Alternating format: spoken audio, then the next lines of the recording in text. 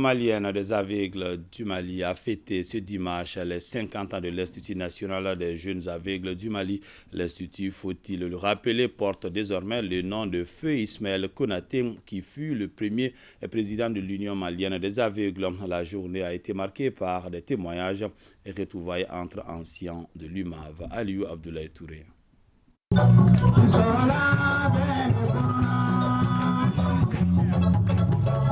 C'est avec faste que l'Union malienne des aveugles célèbre les 50 ans de l'Institut national des jeunes aveugles du Mali. En ce jour de fête, que de souvenirs et de nostalgie.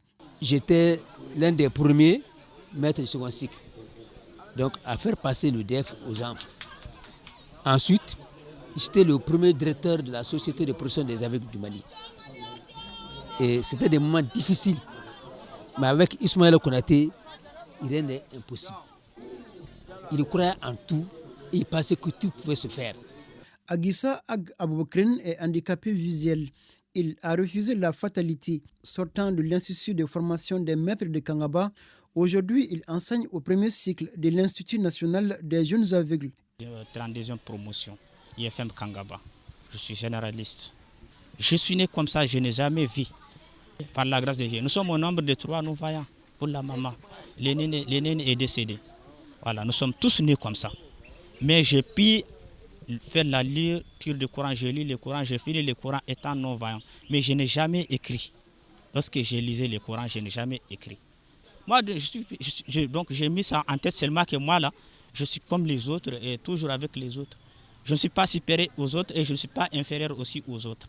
Djibril Diallo est étudiant. Lui aussi est handicapé visuel suite à une maladie. Je suis à l'université, à l'EFSAP, faculté de sciences administratives et politiques. Se trouve à Badalapougou actuellement. C'était à mon enfance.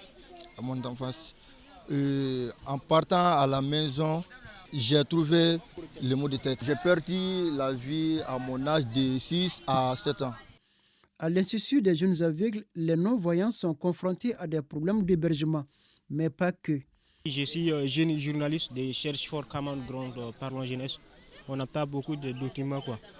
On a besoin des documents et puis on a besoin des livres littéraires, des documents et surtout les livres africains, surtout Amadou Ampateba, etc. quoi.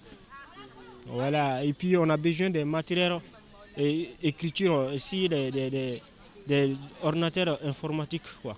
Nous avons besoin de l'accompagnement de l'État, quoi. La mobilité étant le principal défi des handicapés visuels, dans ce cadre, ils sont très souvent victimes des accidents de la circulation. Ici, la plupart des cas, c'est des cas de blessures. Parce que vous savez qu'ici, il y a des gens qui ne parviennent pas à maîtriser les endroits. Donc, des fois, les enfants, vous-même, vous savez que les enfants, ils aiment jouer. Donc, en jouant, certains se blessent. Voilà, ils peuvent partir heurter des troncs d'arbres ou bien leurs fenêtres, même les portes, les lits. C'est le lieu encore vraiment de rappeler les gens de faire vraiment attention lorsqu'ils roulent avec les voitures et les motos. Parce que nous, nos gens, généralement, ils marchent avec des cannes blanches. Bon, il y a des gens qui ne parviennent pas à maîtriser ça.